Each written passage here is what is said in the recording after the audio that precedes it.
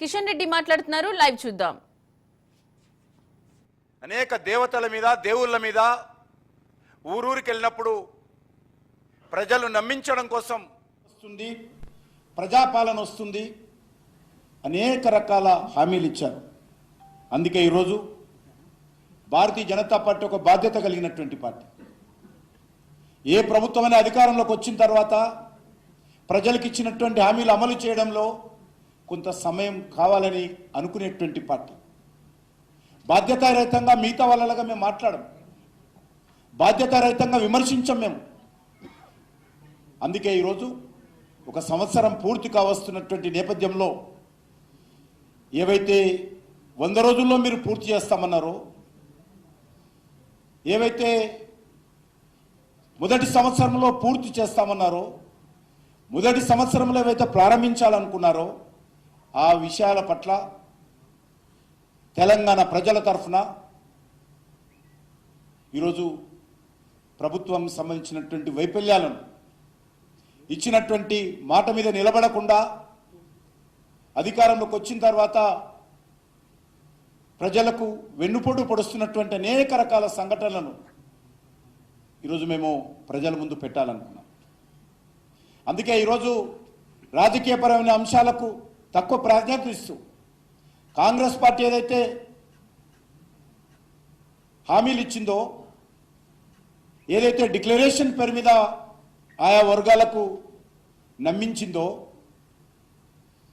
ఏవైతే గ్యారంటీల పేరుతో సోనియా గాంధీ సంతకంతో ఇంటింటికి ఉత్తరాలు రాసిందో ఆ అంశాలపైన ఛార్జ్షీట్ రూపంలో ఈరోజు తెలంగాణ ప్రజల తరఫున ప్రభుత్వం ముందు పెట్టేటువంటి ప్రయత్నం చేస్తున్నాం.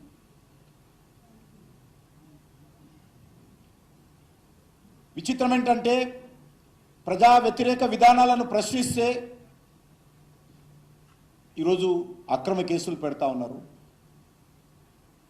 అరెస్టులు చేస్తూ ఉన్నారు, లాఠీచార్జీ చేస్తూ ఉన్నారు. కాబట్టి నేను అవన్నీ వరుసగా వస్తున్నప్పుడు చెప్తాను. ముఖ్యంగా ఈ యొక్క 10 సంవత్సరాల బీఆర్ఎస్ పాలన, 1 సంవత్సర కాంగ్రెస్ పాలన ఏ మాత్రం తేడా లేదని ఈరోజు స్పష్టంగా చెప్పగలుగుతున్నాం. అందుకే మేము సంవత్సరం పాటు నిర్మాణాత్మకమైనటువంటి విమర్శలు మాత్రమే చేయడం జరిగింది. ఈ ప్రభుత్వము కూలిపోవాలనో, ఈ ప్రభుత్వము పూర్తిగా వైఫల్యం చెందిందనో ఇన్ని రోజులు కనలేదు. ఈరోజు సంవత్సరం పూర్తయిన సందర్భంగా ఇది ఒక బాధ్యత మాది. ఒక ప్రతిపక్ష పార్టీగా ఇటీవల జరిగినటువంటి లోక్సభ ఎన్నికల్లో అత్యధికమైనటువంటి కాంగ్రెస్ తర్వాత అత్యధికమైనటువంటి పార్లమెంటు స్థానాలు కాంగ్రెస్తో బరాబర్గా మేము గెలిచాం. ఓట్లు కూడా ఆల్మోస్ట్ దగ్గరకు వచ్చాం. కాబట్టి ఈరోజు ఈ రాష్ట్రంలో ఒక ప్రధాన ప్రతిపక్షంగా భారతీయ జనతా పార్టీ అధికారంలో ఉన్నటువంటి కాంగ్రెస్ పార్టీని తెలంగాణ ప్రజల తరఫున ప్రశ్నించాల్సినటువంటి బాధ్యత మా పైన ఉన్నది. కాబట్టి తెలంగాణ ప్రజలు ఆ బాధ్యత మా మీద పెట్టారు. కాబట్టి నరేంద్ర మోడీ గారి నాయకత్వంలో తెలంగాణ ప్రజలు భారతీయ జనతా పార్టీని విశ్వసించి 8 పార్లమెంట్ స్థానాలు గెలిపించారు. కాబట్టి పోలింగ్ బూత్కు వెళ్ళినటువంటి 100 మందిలో 36 నుంచి 37 మంది భారతీయ జనతా పార్టీని ఆశీర్వదించారు. కాబట్టి ఖచ్చితంగా ఆ ప్రజల పక్షాన నిలబడాల్సినటువంటి బాధ్యత భారతీయ జనతా పార్టీది. కాబట్టి ఈరోజు మేము ఈ విషయాలను ప్రశ్నిస్తూ ఉన్నాం. ఈరోజు ముఖ్యంగా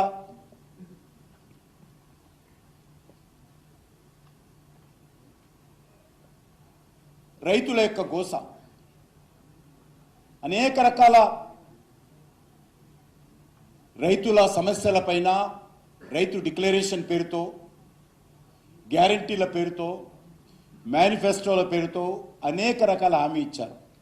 నేను అన్ని ఇక్కడ తీసుకోవడం లేదు, 2 రోజులు పడుతుండే వాళ్ళు ఇచ్చినటువంటి హామీల మీద విమర్శిస్తే. కాబట్టి నేను కొన్ని ముఖ్యమైన అంశాలు మాత్రమే మా పార్టీ తరఫున అందరం కూర్చొని అనుకున్నాం. ఆ అంశాలను ప్రజల ముందు పెట్టేటువంటి ప్రయత్నం చేస్తాం. ముఖ్యంగా రుణమాఫీ. ఇంతకుముందు చెప్పాను, 7వ తేదీ ప్రమాణ స్వీకారం చేస్తా, 9వ తేదీ సోనియమ్మ, మా అమ్మ సోనియమ్మ జన్మదిన రోజు మాఫీ చేస్తా అని చెప్పి గౌరవ ముఖ్యమంత్రి గారు చెప్పారు. ఇంతవరకు మరి కొంతమందికి మాత్రమే ఆ యొక్క జరిగింది. అదే కాకుండా రైతు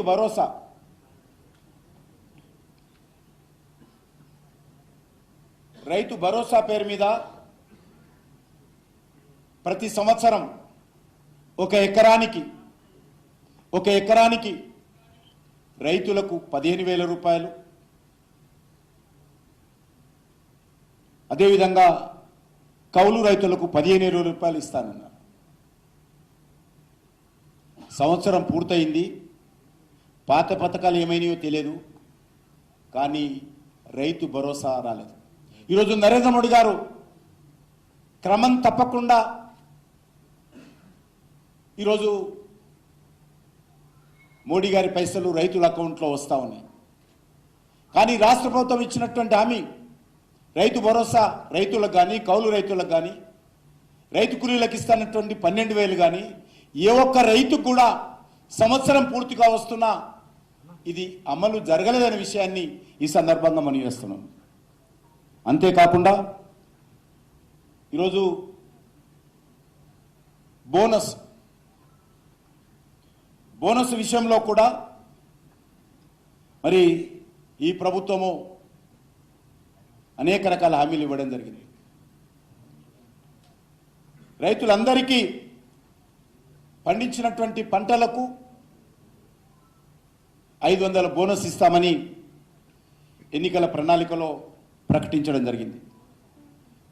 కానీ అధికారంలోకి వచ్చిన తర్వాత ఒక ధాన్యం గురించే మాట్లాడారు. ఆ ధాన్యం కూడా సన్న బియ్యము, సన్నధాన్యము అనేక రకాలుగా ఈ యొక్క మేనిఫెస్టోలో పేజీ నెంబర్ 8లో 10 రకాల పంటలకు 500 బోనస్ ఇస్తామని ప్రకటించడం జరిగింది. కేంద్ర ప్రభుత్వం అయితే ఎంఎస్పి ప్రకటిస్తుందో ఆ ఎంఎస్పి పైన ఈ 10 పంటలకు 500 రూపాయలు ఇస్తామని చెప్పడం జరిగింది. అందులో వరిది, మొక్కజొన్న, కందులు, సోయాబీన్, పత్తి, మిర్చి, పసుపు, ఎర్రజొన్న, చెరకు, జొన్నలు ఈ యొక్క 10 పంటలకు 500 రూపాయల బోనస్ ఇస్తామని మేనిఫెస్టోలో ప్రకటించారు. సంవత్సరం పూర్తి అయిపోతుంది. ఇస్తారా? ఇవ్వరా? మరి వరిలాగానే వీటి కూడా కొర్రీలు పెడతారా? రైతులు ఎదురు చూస్తున్నారు. రైతులకు చెప్పాల్సినటువంటి బాధ్యత ముఖ్యమంత్రి పైన, కాంగ్రెస్ పార్టీ పైన, రాష్ట్ర ప్రభుత్వం పైన ఉన్నదనే విషయాన్ని రైతాంగం తరఫున ఈరోజు ప్రశ్నిస్తా ఉన్నామని మనం చేస్తా ఉన్నాం. అంతేకాకుండా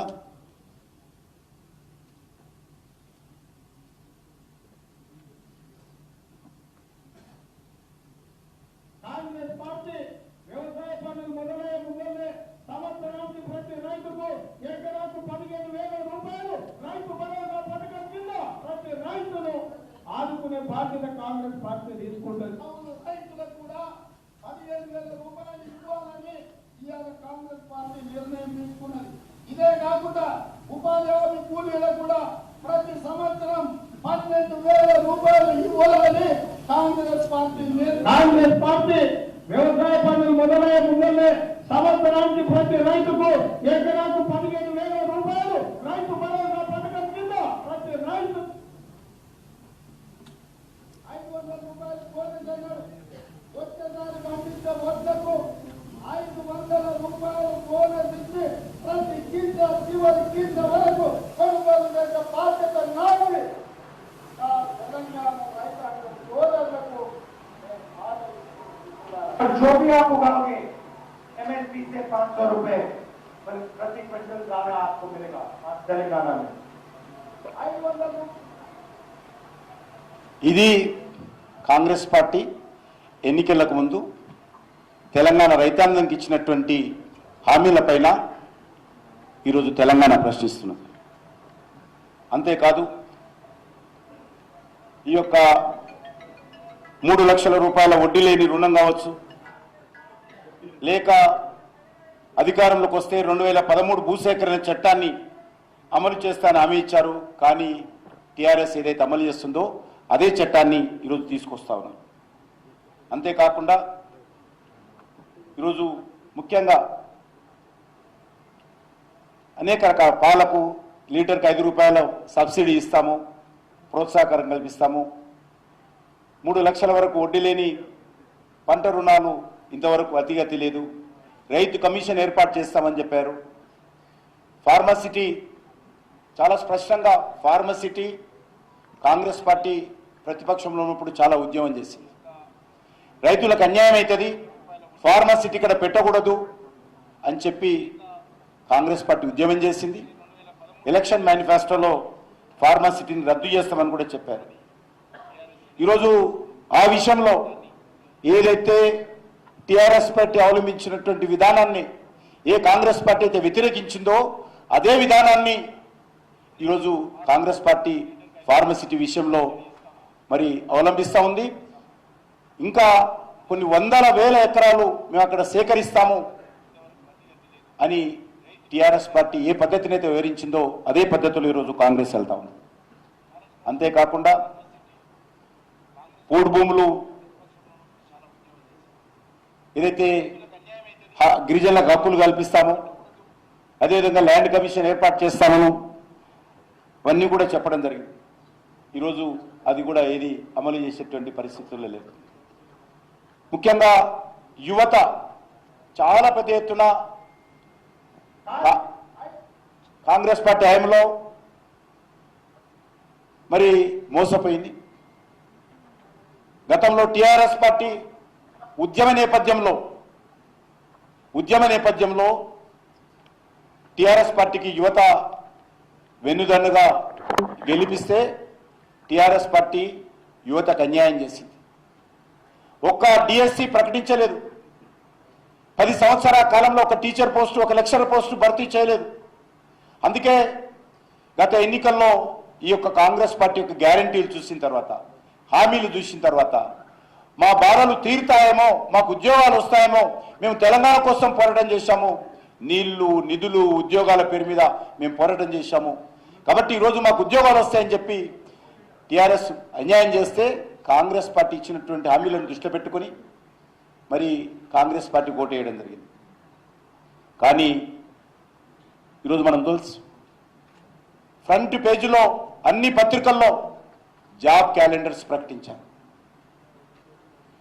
2 ఫేసెస్గా ఈ యొక్క ఉద్యోగాలన్నీ భర్తీ చేస్తామని చెప్పారు.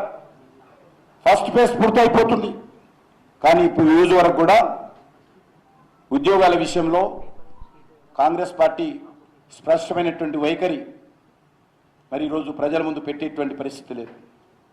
అందుకే యువతకు సంబంధించినటువంటి అనేక సమస్యలు, విద్యా భరోసా పేరు మీద విద్యార్థులందరికీ 5 లక్షల రూపాయల వడ్డీ లేని రుణం ఇస్తామని, విద్యా భరోసా కార్డులు పంపిణీ చేస్తామని హామీలు ఇవ్వడం జరిగింది. ఏదైతే ఫీజు రియంబర్స్మెంట్ ఉండిందో ఫీజు రియంబర్స్మెంట్ కూడా సుమారు 7,000 కోట్ల వరకు ఉంటుంది. ఇంతవరకు ఫీజు రియంబర్స్మెంట్ ఇవ్వడం లేదు. ఇటీవల అనేకమైనటువంటి విద్యార్థులు ఫీజు రియంబర్స్మెంట్ రాని కారణంగా, విద్యా సంస్థలు సర్టిఫికెట్ ఇవ్వని కారణంగా బడుగు బలైన వర్గాల విద్యార్థులు అనేక రకాల ఇబ్బందులకు ఆవేదనకు గురవుతూ ఉంటే ఈ ప్రభుత్వం నిమ్మకు నీరు తినదు తప్ప ఫీజుల రియంబర్స్మెంట్ కారణంగా అనేక రకాల ఇబ్బందులకు గురవుతున్నారు. విద్యారంగానికి 6